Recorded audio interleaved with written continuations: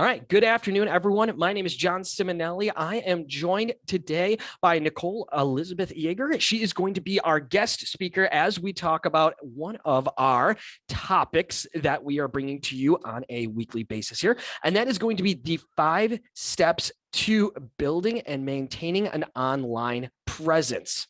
So what I do want to do before we jump into the topic today, Nicole, would you like to give us a quick introduction of who you are and where you're located? And if anybody would like to get in touch with you, what would be the best way to do that?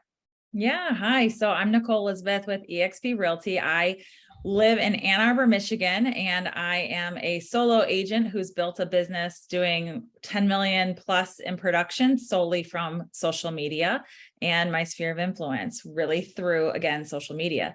So I spend most of my time on Instagram. So you can find me at nicoleelizabeth.realestate and catch up on all my reels and all my fun stuff that I'm posting on there.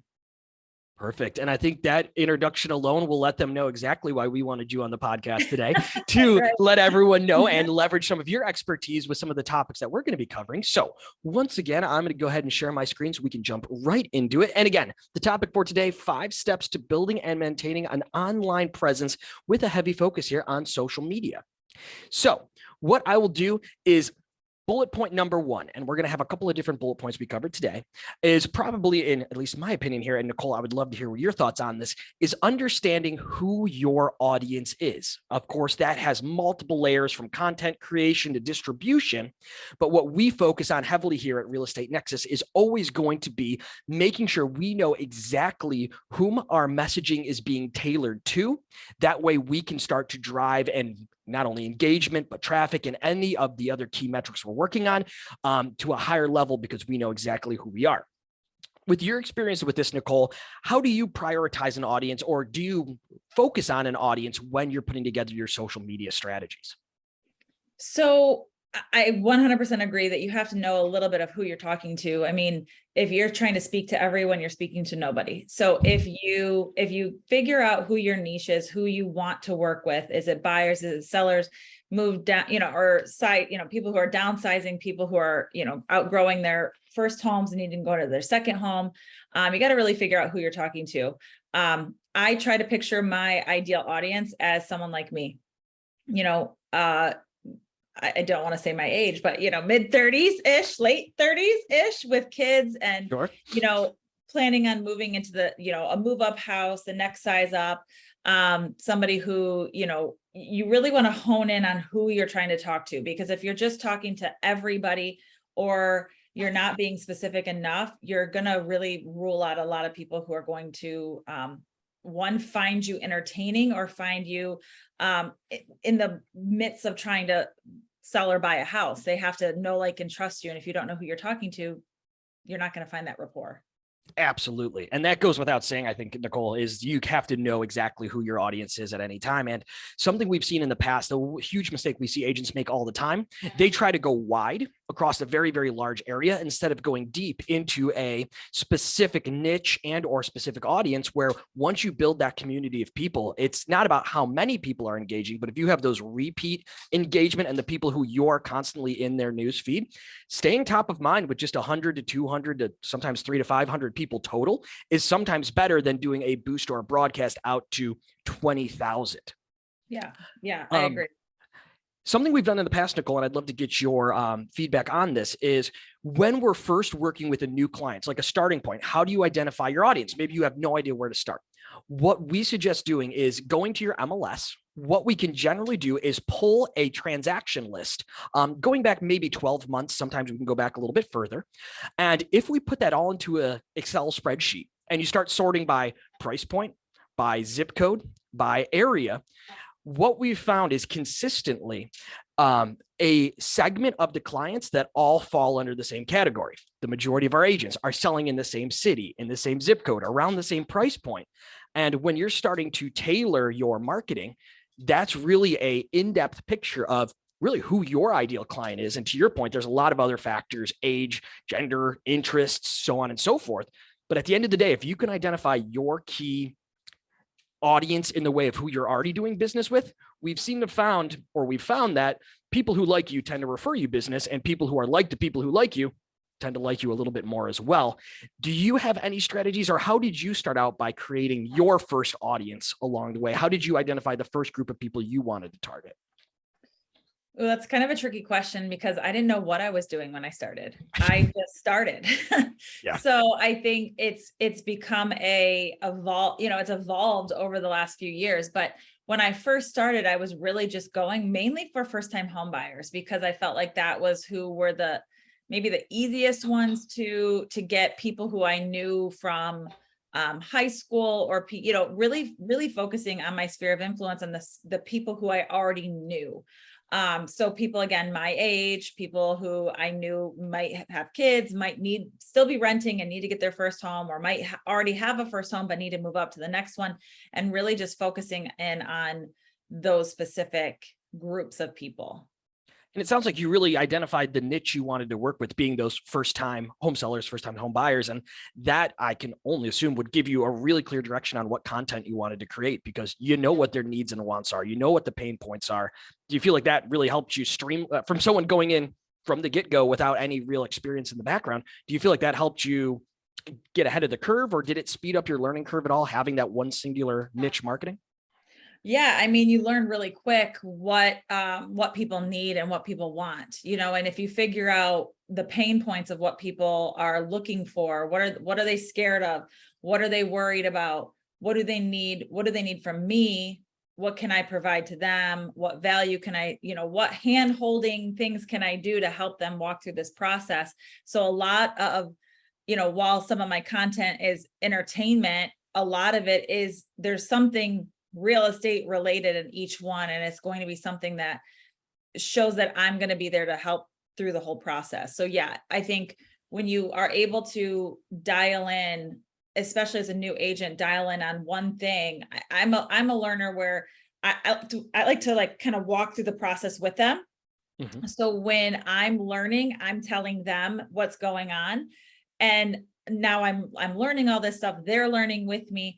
And, that was kind of how I got started in the beginning, was, just somebody hand holding me while I handheld them, and we got through the process. And then you just learn and grow, because every transaction's different. So you're learning something in every single one, and you just kind of evolve with your clients, really.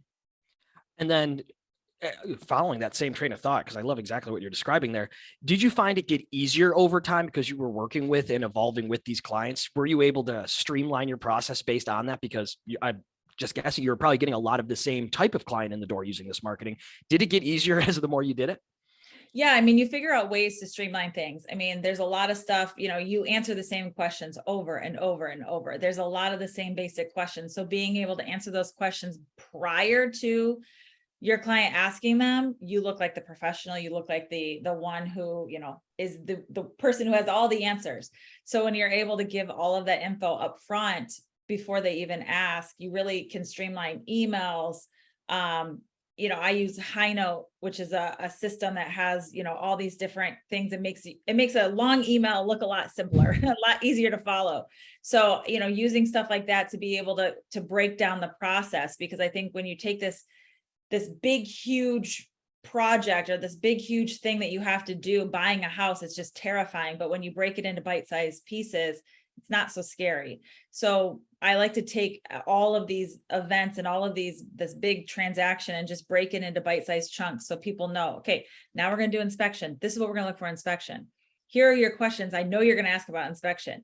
Here, and then next is appraisal. Here are the questions I know you're going to ask for appraisal. And you can do content on this. You can do emails on this. You can have everything ready to go, so people don't have to really even ask. They already have all the answers right there. That's something that I think our sales team over here would call enrollment through content. You're essentially enrolling them to your normal process. You're getting started working with them, even quotes, working with them even before they've agreed to work with you, because and I would say, you said you look like the expert at this point. I think working with this niche marketing, you are the expert by far. Oh, thanks.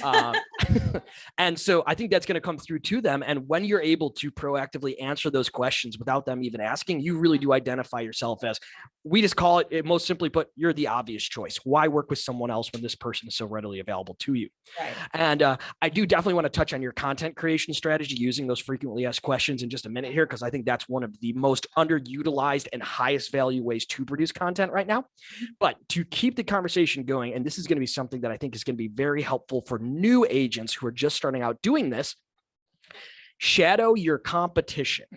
And this is something that I believe most businesses who are successful today did within their infancy of getting started. And really what it simply means is you want to be looking at what the person who's better at you at something is doing, so that you can start emulating, looking at, and essentially doing what they do to start generating some of the results back. And I know there's a lot of different examples to be given. The one I've always gone back to is we've developed websites here at Real Estate Nexus for quite a while now.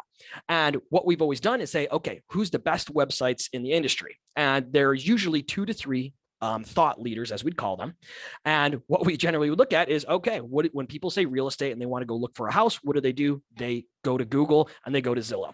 So feelings aside from Zillow there, what we'd like to do is say, okay, how do we make our website look like what everyone's going to? And when you can start emulating things along those lines, all of a sudden you start seeing dramatic increases in results. Mm-hmm. With this in mind, shadowing your competition, did you have anyone online that you personally followed when you were getting started that gave you an idea of what kind of content or what kind of strategy you wanted to use? Oh yeah, for sure. I mean, so there's two ways of thinking about this. I don't want to necessarily copy off of people. When I say copy, we emulate. Okay, the whole thing, rip off. Politically correct way of saying it. Rip off and duplicate. Yeah. I try not to follow like realtors, what all the realtors are doing. A lot of times I follow different people from different professions. So photographers, fashion bloggers, makeup artists, all different mortgage lenders. There's a lot of really good mortgage lenders who have really good videos out there. And then of course I follow a lot of real estate agents. And I mean, I tell people all the time, if you see something that I'm doing, take it, redo it, do it yourself, redo it exactly the same or redo it in your own way. I don't care. I mean, I'm probably copied off of somebody else. So, I might be creative, but some of these things, they get a little bit more complicated than I would ever think of. But, I try to keep my videos pretty simple and pretty easy. But yeah, I absolutely found people to look up to and see what they're doing. And without a doubt, I mean, that's one of the best ways to create content, is just to look at what other people are doing. And personally, I think reaching out to them and developing rapport with them and having them even guide you a little bit or hold your hand through that process too. One of my big goals is to get into YouTube. I'm not doing anything on YouTube right now. And it's been a goal for like 2 years to really get into that. And I've been reaching out to people who are doing a really good job, even people in my market who are doing a really good job and asking questions and figuring out what I need and what equipment. And most people are going to be helpful because, it's collaboration over competition usually. So I mean, personally, I think reaching out to somebody or even just following along and, copying them or emulating them and figuring out, looking at their stats, what reels are doing better than others, what kind of posts are doing better than others, and really taking that information and making it your own. Yeah, one of the famous quotes by our CEO over here is "Success leaves secrets." And it's really true. If you look hard enough, you will see exactly what they're doing. So something that I've done in the past specifically is if I wanted to learn more about what our competition or even anyone in the industry is doing, I just enroll myself into their process. If I want to know about their onboarding process, I just go in there, sign up for it. I want to see what they're doing every step of the way. If I was looking to emulate a very successful real estate agent's social media presence, okay, well, I'm going to go to their business page and say, how many times are they posting a day? How many pieces of content are educational versus salesy or new listing? And then start breaking out and creating a high level strategy of saying, okay, well, they post 5 times a day. They do 2 listings. They do 3 educational, and 3 of the pieces of content are video. Well, that's a pretty clear and cut explanation of exactly what you should be doing if you want to start emulating the same results they are. Copying content, I can promise you anywhere online, and Nicole, I know you'd agree with this, it doesn't work. Content sharing, there's a way to do it, but copying and pasting isn't just the way.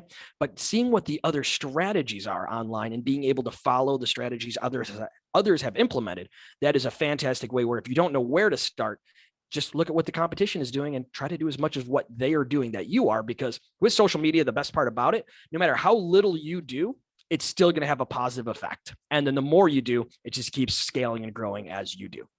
Yeah, absolutely. Cool. So let's look at a quick slide here on something that I think, again, is undervalued online, but establishing your brand. And this is something that I've seen done a variety of different ways. And Nicole, I'm very curious on, you obviously have a very strong brand online. I did a ton of research, and actually, honestly, it was not very hard to find you. I just typed it in and you popped up everywhere. I would love to know what steps and or what you've done proactively, or even looking back retroactively. What did you do to make yourself so easily found on not only social media, but on all of the major search engines? I tried Bing, Google, and everything else in between. You were one of the first agents that popped up. You were in the top 5 everywhere I looked when I said Michigan real estate agents. So what have you been doing to boost your presence online in a branding sense?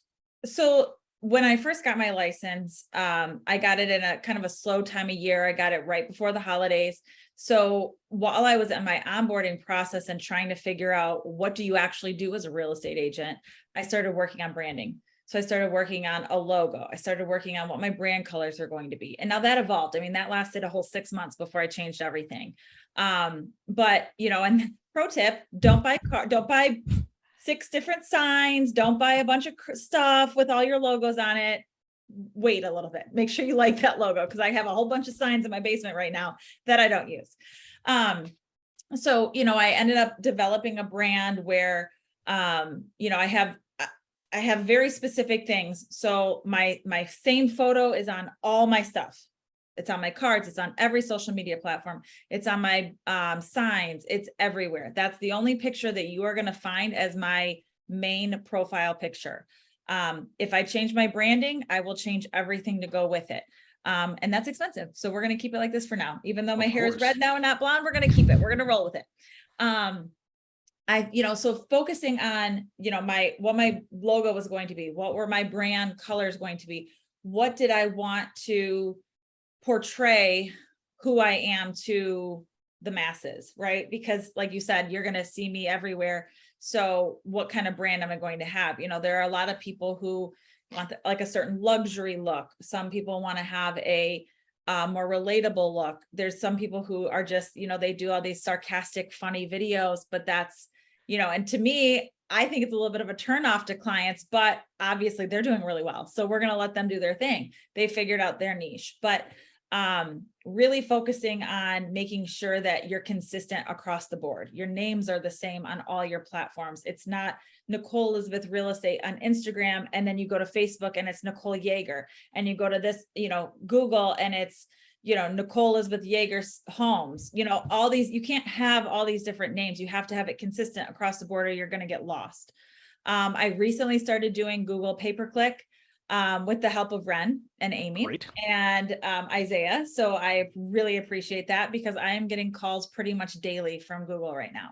So it's definitely upped my presence on all sites. And I mean, you Google any city nearby realtor, and I'm one of the first, at least the first 1 or 2 that pop up. So it has made a giant impact on my presence for sure. Making sure that I'm getting, the reviews to keep up with that presence as well is important. But really focusing on how you want to be portrayed online is really your brand, along with, and it's not even just what colors you choose, but like, what is your mission? What is your, what do you stand for? One of my big things is ethics and integrity and honesty. I'm going to be very honest. I'm going to tell you, if I think the color of your kitchen is terrible, I'm going to let you know, because I'm looking at it and what's going to sell your house. So, letting people know I'm not, this is who I am. You might see me online doing like funny videos and stuff. You'll probably never catch me dancing, but, I'll be on there doing these videos that are, educational, but also informational, but you're going to also have a very serious side of me who's going to negotiate the heck out of a deal for you. So really trying to push that brand forward of who you actually are, and what you're going to provide for your clients. Amazing information there, Nicole. And I want to bullet point a few things back to make sure I can test my understanding of everything you just shared with us. Consistency, super important. You have to make sure that no matter where they look, not only is the naming consistency consistent, but also the picture and everything else, because we do know that visual and audio, you'll retain about 70%. And that way, if you're looking at almost 50% of your retention is visual and you have a different picture, even a different color, a different logo somewhere, you're losing half the retention or thought process behind all of those different things there. So we have to make sure consistent everywhere online. One of the things I did notice that I really liked was your branding is actually your name. Yeah. Which I think is incredibly important because especially in the business that we're in, real estate, it is a business to consumer and a human to human interaction. People end up listing homes with people, not businesses, not companies, not brokerages. Well, technically, yes, but at the end of the day, they choose a person. And from what I heard from you is not only do you make yourself available, they have your name online, but also your personality, the type of agent that you are comes through on your content, which makes you essentially genuine to them. And I know how important that is because I've actually had an agent in the past and he was absolutely hilarious. One of my favorite agents I've ever worked with. I have never seen the man not wearing shorts and a Hawaiian shirt. Conveniently, he was in a climate that supported that. His profile picture online and his branding, he did about a 10 video series wearing a full 3-piece suit. Pretty sure he got married in it. He showed up to his first listing appointment from that in his Hawaiian shirt and shorts, and they didn't even recognize him. They're like, no, I'm waiting for this other guy. And that goes to his content online did not match his brand. His picture and his personality online did not match his brand. And when it came to the time where it was person to person interaction, which is of course always the goal of any marketing that we're doing on here, the consistency wasn't there.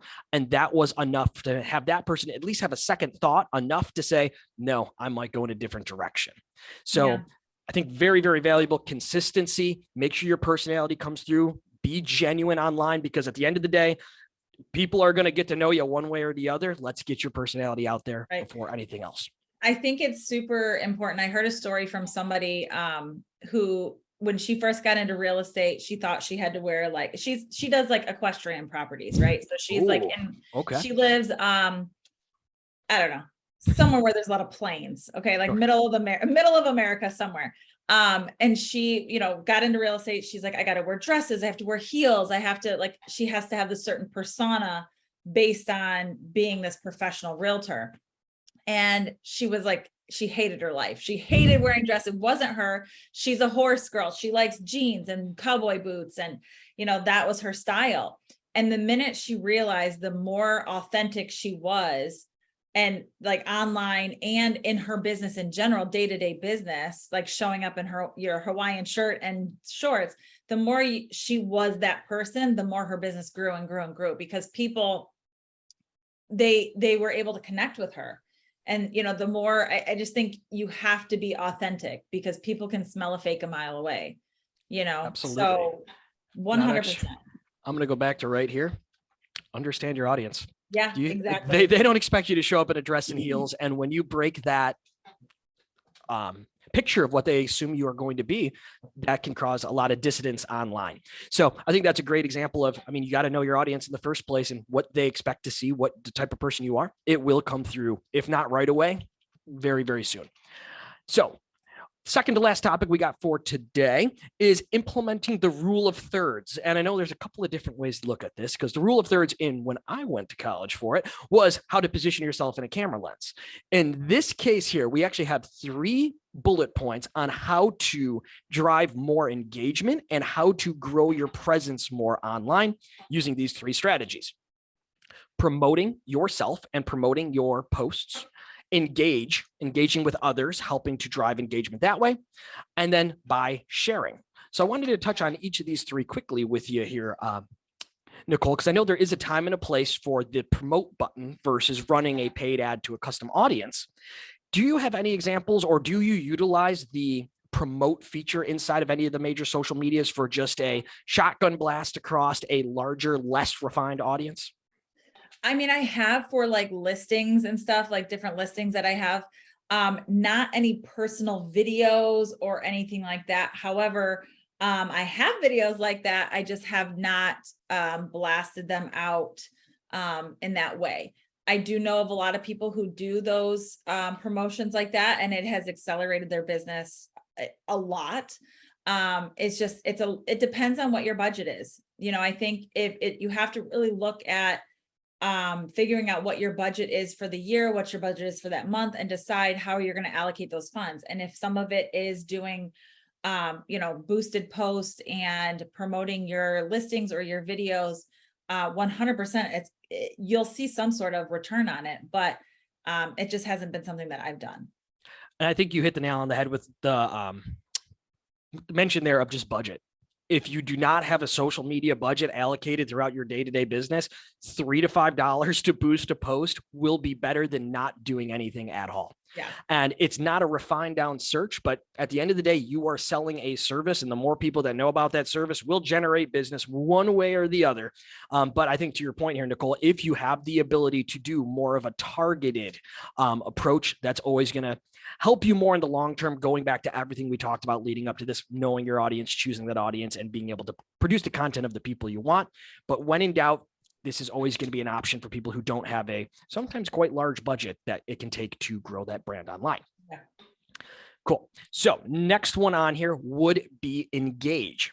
And this is something that I think we look at sometimes, I'm not going to say selfishly, but selfishly, we say, I want to see how many people are engaging with my content. That's going to tell me if they like it, if they don't like it, so on and so forth.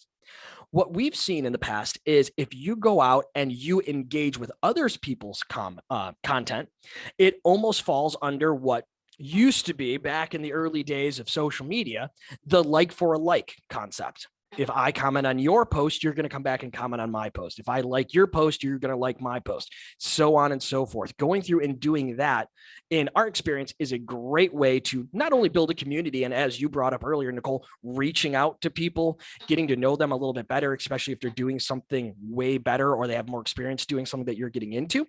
Going out there and helping with their personal engagement does actually help your engagement internally by creating that kind of community. A lot of people have varying ideas of this, Nicole. So I'd be very curious if this is something that you've prioritized, or if you see that, or you've built into your normal day-to-day for engagement. Yeah, I mean, I definitely see a massive difference in the amount of engagement I get if I am engaging prior to posting something and then after. There's that whole saying, don't post and ghost.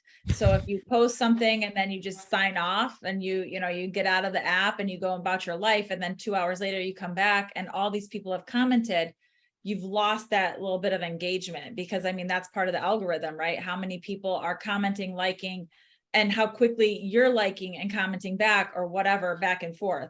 I do some things a little bit differently. I've talked with a lot of really amazing people who have grown their following, massively grown their following over the last couple of years, by really implementing that. My friend does 30 minutes. She actually has her VA do 30 minutes of commenting, liking, sharing, stuff like that. And then she'll post something and then she does the same thing afterwards. And it's grown exponentially since she started doing that. One of the strategies that I have is if somebody posts a comment, I will reply to that comment, but I will not hit the little heart on Instagram. So I just comment back, and then 2 days later or so, I'll go back and I'll heart all of them. So then that brings people back to my page again, to where hopefully there's some sort of engaging, because you won't remember, somebody's like, Nicole liked your comment. What did I comment? We don't remember what we did 2 days ago, let alone what we had for breakfast today. So, going back and then re-engaging those same people again is one way that I kind of bring more people into my world on Instagram. That's a great, honestly, that quote you made earlier with the post and ghost, I had not heard that before, but I wrote it down, and it is going to be on my desk, and it will be part of my talk track moving forward, because I think that is exactly what the idea is for a lot of agents online of, all right, I'm going to post this. Hey, I did it. I checked the box. I did that there. It really is not only the singular engagement, like you said, leaving a comment, leaving a heart one time, it's that callback, going back to it. And it will train your social media to not only put those people more frequently in front of you, it does get easier over time, but it also reciprocates where if you're engaging or if you're liking or if they're responding to things you are doing, you will be natively back in their news feed for Instagram, Facebook, LinkedIn, YouTube, etc. The recommendations that those social medias are giving you, you will be the person that is automatically put back in front of them. Most people out there have 500 plus, 700 plus Facebook friends. We don't see 700 people in our news feed. Facebook tells us who we should see and who they recommend us seeing. And that goes from all major social medias. With what you're describing here, Nicole, you're essentially telling social media, these are the people I want in my news feed, and these are the people I want to be in their news feed. And that is something that I think is underutilized and a fantastic way to not only drive, again, your personal engagement, but also, well, it's the reciprocation. When you drive their engagement, they come back and they reciprocate to you. Yeah. Yeah, absolutely. Very cool. And the last piece of that, which I think goes right in hand with what we're talking about, sharing personal posts and stories, just sharing other people's content. And this is something that I know was used heavily when there was a distinction made by Facebook between business pages and personal pages, when they made sure your business page had to be for business alone. Something we've done in the past is a lot of people have a strong personal page and less on their business. If you feel the need that you have to post on your personal page, we have actually seen a lot of success sharing your own personal posts to your business page and then redirecting that traffic to where they're supposed to be. And just going through and any post that you find relevant, any post that fits your niche marketing, you're going to want to make sure that that type of content is on there because you can essentially pull some of the engagement that other posts that you shared would normally be getting directly back to you. And Nicole, do you have any specific creators online or anybody you follow where you tend to share more than anybody else? Or what would be your strategy when it comes to sharing posts from different areas online? Well, so, I've heard a lot of things about sharing links to other sites because it drives traffic away and it gets buried. So like if I shared a YouTube video on Facebook, Facebook's going to bury that in the algorithm because they don't want people leaving Facebook to go to YouTube. So it can be really tricky. And this is a kind of a problem that I have come across is trying to find relatable content that is already on the site. So I don't have to send people away because I don't want it to get buried. And you'll notice where if you do something like that, you'll get 3-4 likes. But if you post something organic, you get like 200 likes. So it's a very big difference. You will see that that number difference there. There are definitely creators. It depends on what I'm trying to get across. Like if it's a good thing for other agents to see, or if I think it's something that's agent related, that it's funny or anything like that, or, really, if it's just something that's good content, something I enjoy, something that's relatable to me in some way, shape or form, I'll share stuff like that. I stay in my stories all day long. So I try to I want my little bubble up there at the top of my stories all the time. And, same thing, using those on Facebook as well, making sure to share stuff, especially things I'm tagged in, resharing stuff, sharing upcoming events and things like that are coming up where, it might draw some more attention from people who may not know about those events or things like that. It just kind of depends on what the content is. Absolutely. And I love that you brought up stories because the golden rule that I think is overlooked on social media is they will tell you exactly what they want you to do. And if you log into your Facebook today, the very first thing you see at the very top of your page is your stories. And they're there specifically because Facebook would like you to utilize those more than anything else. And really any website, any social media page will tell you in that order, your priority needs to be this, this, this, and this. And then the farther you go down, the less engagement, the less essentially free promotion you're going to get for it. And stories right now definitely are the trending way online. You'll notice that if you share a story, you're going to get 2 to 3 times the engagement of a normal post along the way there. And something I've seen very much coming to popularity these last it's been about 60 days now I've seen, Nicole, and I'd be curious if you do this. People have actually been sharing previous posts they've posted, like in the form of their memories and other things along those lines, and essentially taking all of the people that have engaged previously and then re-engaging them a second time, sometimes a year later, sometimes 2 years later, sometimes a couple of weeks later, but resharing similar content over again has been driving a ton of traffic. Is that a strategy you've implemented at all, or is that something that you've seen at all of people resharing previously posted content online? I mean, I just did the other day, I shared like a Halloween thing that I had done, like this crazy special effects makeup that I had done 2 years ago.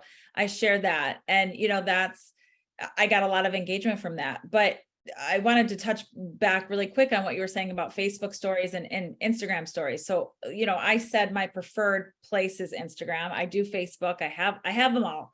Yep. I just prefer Instagram, but I noticed a huge difference between Instagram story views and Facebook story views.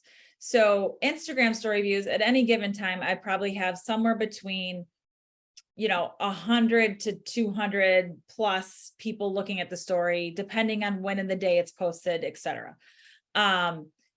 Facebook will have 200 to 300, 400 sometimes views, which blew my mind when I saw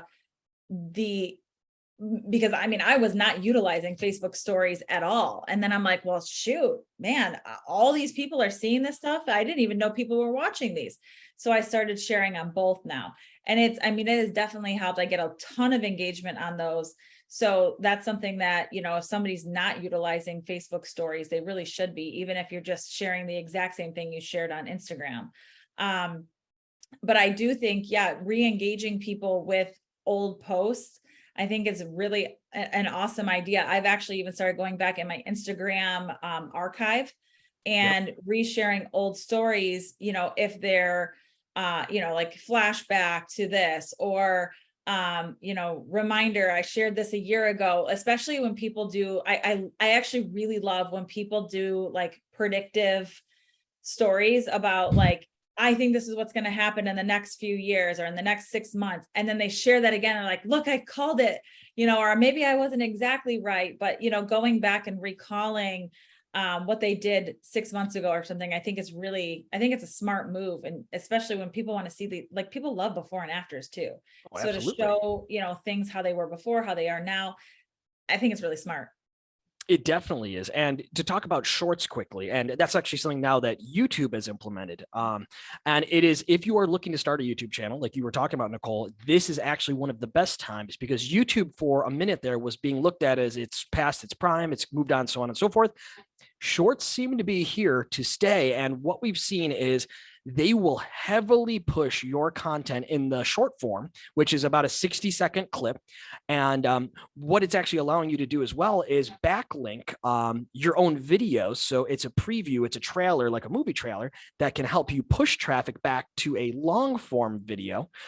We do it for all of our podcasts as well. We'll probably pull a bunch of really buzzwords and everything else out of this to create a nice short and say, hey, if you want to learn more about what they're talking about, click here, and it'll drive them back to the full broadcast we're doing here. But it's something that a lot of different platforms are using. And again, I'll go back to, if you ever want to know what those platforms want you to do, whatever's at the very top of your screen, that is there for a reason. And this because they will push that content harder, because that's going to be what they feel is those most important right now. So I 100% agree. Facebook stories need to be part of your day-to-day. Instagram stories, the exact same. And then if you are looking to get onto YouTube, there's not a better time than right now, because at the end of the day, you can also repurpose that content between all three places. Mm-hmm. And it's not usually extra work. It's definitely just a little bit of extra 30 seconds to a minute of time that's going to make a world of difference. So very last topic for today, Nicole. And this is one that I, again, think, I know as a business over here, as a company, this is something that we look at very, very heavily. This is built into all of our metrics, all of our analytics. How often are you using hashtags on your posts? And do you think they matter at all? Do they make a difference in your experience using or not using these to any capacity? Without a doubt, they make a difference. I mean, you will see a massive difference between posts that have hashtags and posts that don't have hashtags. one of the things that I think is really important to know are what are the local trending hashtags for your area. Obviously, I guess it depends on what your approach is. If you are a agent who really wants to focus in on your one niche area, the area you live in, a certain area you're trying to farm, learn those hashtags. If you are a agent maybe trying to recruit other agents, understand what some of those recruiting hashtags are. If you're a coach and you want to get more coaching clients, you have to just do your hashtag research. I've taken some pretty in-depth hashtag courses. And it's a lot of work. I mean, the stuff that they wanted us to do was, it took me a week to come up with a list of hashtags. And it's like, geez, who has time for all this? But I do try to use some strategies with hashtags. I try to keep some hashtags, when you type out a hashtag, it'll tell you how many uses it has. So I try to keep my local ones, which are always going to have less than, I don't live in Miami. So like, it's going to be a lot less than Miami. Ann Arbor Mission's going to have a little bit different of a hashtag count. Sure. But I try to really keep my local hashtags, stuff like that, then go into some of the bigger hashtags. I try to keep some within the, low couple, maybe 20 to 80,000 range. A couple within a bigger range, maybe 100,000 to 500,000, and then a couple of the big hashtags. Although, because if you're just doing a bunch of big hashtags where people are doing 1 million plus hashtags, nobody's ever going to find you. So you have to have a mix. So I try to do a mix on every post, and not repeating on every single post the same hashtags, which I do fall into that trap of doing, because it's hard sometimes coming up with all these hashtags. It's work. So, my pro tip is to come up with a whole bunch of different lists of hashtags and put them in your note section on your phone. Then you can easily go in, grab them, add in, let's say I'm talking about something very specific. I can add in those hashtags. I've heard Instagram has changed, because Instagram and Facebook are very different on hashtags. Facebook does not like them.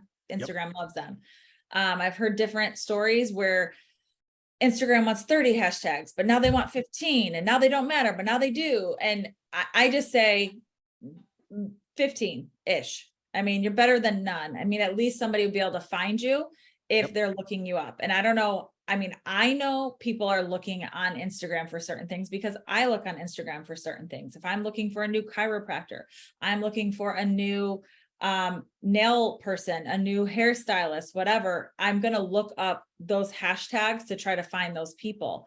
I've gotten a lot of referral business because of that, my hashtags, because people are looking for a specific area. They're looking for an agent in this location. So even if you're doing, if I did my main city, if I did Ann Arbor and I only do Ann Arbor, that's all it's going to come up. But if I add in all the surrounding cities as well, now if somebody's looking in for those hashtags are going to come up. So it's another search engine. So you have to really think about what people are searching. And I loved your example with the chiropractor there, because I think a lot of people do now use social media as their main search engine for just about everything, not only news, but personal things as well. And my question to you as a consumer on Instagram there, would you choose a chiropractor if you had two chiropractors side by side? One of them had posts with hashtags, one of them did not have hashtags on their posts. Would that be a consideration for you one way or the other in making your final decision on who you'd work with or who you'd go to? I wouldn't say that it makes a decision whether they have hashtags. What makes my decision is what their content looks like. Ooh, okay. Okay, perfect example. I was looking for a new chiropractor because the one I go to, I love him, but he's not close by. So I have to find somebody a little bit closer. So there's another chiropractor 5 minutes from me. I looked up their Instagram. It's horribly ugly. And it's just a bunch of like static graphics. Like I want to see, those videos where the guys are cracking necks in all these weird ways, stuff like I want to see that. Like, that's what I want. I want them to crack me in every way possible. And I want to be able to see that on their Instagram videos. So finding somebody who does stuff like that, I think is really important because it shows what they do. It shows how they do it. It shows how their clients are, how, like what their clients are feeling, you know, while they're getting treatment, after they're getting treatment. It's not just, hi, I'm a business, feel free to join us. You may or may not like us, but here we are. To, this is what we do. Let me show you how we fix our clients. Like, this is the problem they had. You know, I think those relationships, you know, and you see these accounts where we're going down a rabbit hole of chiropractors here, but I follow them all because I love them. You know, there's a guy in Orlando who, I mean, he's booked out for a year because people fly in from all over the place because of his Instagram and YouTube presence. So, I mean, if you're doing these things and you're doing them consistently, your business is going to blow up. I mean, I'm sure, and he's in, like, I think he's in Miami or Orlando or something. He's got, I mean, there's got to be probably 600 different chiropractors, but he's the one who's blowing up. So it definitely makes a difference. And is he doing anything different than any other chiropractor? I mean, they all went to the same schools. They all do the same things. Exactly. And I think what we are looking for more than anything in this day and age is social proof. And not only watching what's happening, hearing what we want to hear, but it's also, wow, these people trusted them enough or like them enough that they're letting their likeness, their person, they're letting someone else film them while they're having something done and putting it online. It builds so much credibility almost instantly. You could have as many 5-star reviews online as you want that have no comments or super basic comments, and that means almost nothing these days if there's not that social proof to support it. One really happy person going through that entire experience with the getting every bone in their body cracked there and so on and so forth, that's going to be the deciding factor moving forward. And I think that's not only relevant for chiropractors. I know we fell down the rabbit hole, but for any real line of business. I mean, if you're a real estate agent that doesn't post about selling houses, doesn't post about working with buyers, doesn't post about anything that you're doing day to day, what is that telling your audience about what you're spending your time doing? And I think that type of content and everything that we've been talking about today leads up to the same idea: is you got to be genuine online, and you have to make sure you're producing the social proof and content that's necessary to go out there and really set yourself apart from everybody else. Because to your point, every market has 600 real estate agents. Who's the one person doing what they need to do online to be that person that people are flying in from all over the world to do a transaction with? Absolutely. I mean, you know, like I was saying, like if you go to somebody's page and it's all these static posts of quotes and charts, nobody cares. Nobody knows what those charts mean. Nobody knows what any of that stuff is. So it's taking that information and putting it in video form, or doing a reel about it, doing, you know, some sort of information behind it. I tell this, I have an agent on our team who I tell every time, he's constantly sharing these graphs. I'm like, nobody knows what that graph means. Do a video explaining that graph. I'm in the industry and I don't know what that graph means. Yeah. Tell me how you're interpreting this information, because that's what people want. We don't want to look at graphs and charts. We call it the goldfish rule. You got 3 to 5 seconds, and that's how much attention you have. And if I can't retain every single or understand exactly what you're telling me in 3 to 5 seconds, that post means nothing to me. And exactly those graphs like that. Hey, if somebody says, here's a graph on what's going to happen in the near future of real estate, great. I now know in the first 3 to 5 seconds what this is showing me, what it's going to mean down the road. Even if I don't watch the video, well, hey, this guy's got the foresight to know what's going on. This girl's got the foresight. I'm going to listen to them. They've got credibility with me. In 3 seconds of saying something, they can write their entire dissertation on what the interest rates will be like 6 months from now. And I'm not going to read that, but I'm going to listen to the guy who gives me a 3-second preview of, hey, here's what I know and here's how I'm going to share it with you. Yeah. So great content there, Nicole. And any final thoughts on the topics for today before we wrap it up? I did one thing. We kind of briefly touched on it a little bit, and I wanted to go back because I think I have a great strategy for people who have no idea of what to post. Because this is I think, one of the biggest things that I hear all the time is, what do I post? I don't know what to post. I don't have anything to post. And I call BS on all of that, because we are realtors and we know more than the consumer knows 9 times out of 10. So what I tell people all the time is, if you take each part of a transaction or each part of a process and you think of it as a book, and then what's the title of that book? Okay, buying my first home. Okay, then what's your first chapter? What's your introduction? What's your first chapter? What are the process and the steps, step by step by step? You could literally write down, if you just started doing a brain dump of everything, how does your first transaction go? How do you even start as a first-time home buyer? How do you start buying and selling simultaneously?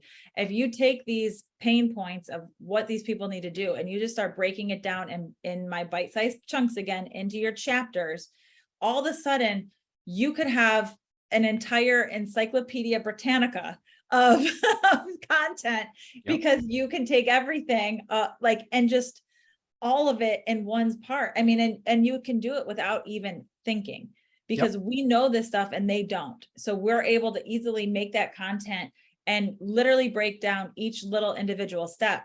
One, you can have that on your socials, but you could also embed them into emails to send to your clients or into the high notes thing, like I talked about earlier, of videos of hey, this is what this next step looks like. This is what this step looks like. You can send your clients these videos. Hey, we're doing inspection tomorrow. This is what we're going to be looking for. Here's how we handle any repair negotiations. Doing all of those little videos is going to save you 100 years of your life. It's also a fantastic, absolutely killer tool for listing presentations. We had our local brokerage write out, I want a bullet pointed step-by-step, no questions asked, how you produced all the information for a listing, like what's your listing process. It came out to be 256 bullet points long, and we put it on one huge piece of paper. And now we have turned almost every single one of those bullet points into a video. But now on their listing presentations, okay, so what exactly are you going to do for me? Glad you asked. Here's 256 things I do for you, and I do for all of my clients putting through a listing. And does every agent on the face of the planet do it? Probably 240 to 256. Yeah, absolutely. Everybody's going to do that. Does everybody else have what you're describing here, a bullet pointed list of you telling them and you giving your clients the visibility of the work that goes into it? Well, as people in the industry, we see it day in and day out. Sometimes we don't realize just how valuable we are as individuals. And when you're able to produce that, not only in the form of content online, but also even having that sheet of paper where you can hand it to them, all of a sudden, again, you're doing what everyone else is doing, but you're the only person who's took the time to actually show them, tell them, and educate them on what goes into just a normal everyday process. And it will set you apart from your competitions, because if everybody was doing it, it wouldn't be on a podcast like this one, because it would be part of everybody's normal process. Right. But that is an never ending supply of content. And I always say, go back into your phone, check the last 10 phone calls you got from clients and write down those questions. Because each one of those phone calls, each one of those questions should be a video on every single one of your major social media platforms. Because if one person has it, you can know for a fact 10 other people you're working with or will be working with has that question as well. Yeah, absolutely. I agree. I mean, we answer the same questions day in and day out. We can simplify our lives a lot easier and a lot better if we just did something like that and just did quick videos on stuff or email templates and whatnot. Yeah. And we know statistically across the nation, 87% of people list with the first person they talk to. And if you're proactively answering their questions before that first conversation, you again become that obvious choice. And why would they ever go looking somewhere else when you're already the person there educating them and giving them everything they could ever want? So absolutely. Very cool. All right. To wrap things up today, if anything you heard sounds interesting, something I wanted to plug quickly is talking about hashtags, how we ended things there. Us at Real Estate Nexus coming into our November marketing toolkit. It is included on the majority of the packages we offer over here. If you have the Ren 360, you will have access to this marketing toolkit. We provide a different list of hashtags for every single day of the month. We offer you 31 different variety groups of hashtags. If you don't have the time to do it, or if you just want to know what other people are using, we will provide those over to you with a ton of content to go with it and the ability to pre-schedule and schedule all of your social media posts out 30, 60, 90 days in advance. If you want to take your social media to the next level, make sure you go and check us out, realestatenexus.io. It is our website. All of the information about the best way to take advantage of all of this is going to be in the description of this video. And really with that, Nicole, if anybody would like to follow you on any of the socials, anybody would like to connect with you about possible listings or referrals in the Michigan, Ann Arbor area, what would be the best way to either get in touch with you, or where is your preferred areas for people to follow? Yeah, I mean, I'm on all the platforms, so you'll find me Nicole Elizabeth Real Estate. I'm everywhere. So Instagram is my favorite. I'm on Facebook. LinkedIn, all of the above. You can find all of my info. Instagram has my contact button, so you can call me, email me, whatever you need, all right there. Perfect. And if you're watching us on YouTube or Facebook or anywhere else online, all of the information will be in the description or the post here. All of her links will be there. Definitely suggest go giving her a follow if you want to see what experts in the industry are doing. She's a great place to start. So with that, everyone, thanks everyone for listening. Thanks for participating. Nicole, you've been absolutely fantastic today, sharing all of your experience and all of your knowledge. And with that, we'll talk to everybody on the next podcast. All right. Thank you.